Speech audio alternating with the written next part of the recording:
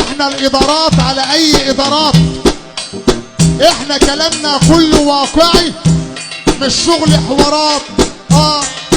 عندي حضور مش طبيعي وكاريزما بيمنع حضور حدوث اي ازمه.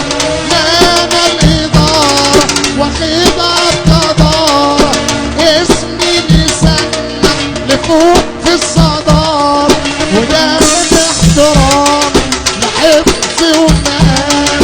بقول الخلاصه بصمت وكلام، مسيطر في طول ما كنتش وصول.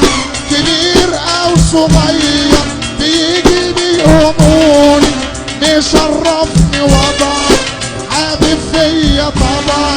مفيش حد فيكم وصل نص ربع، اسف ليا ايد في وش الافاق.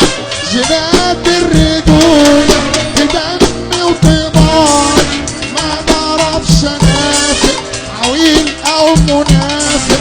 كلام مش عاجبني سأقول مش موافق.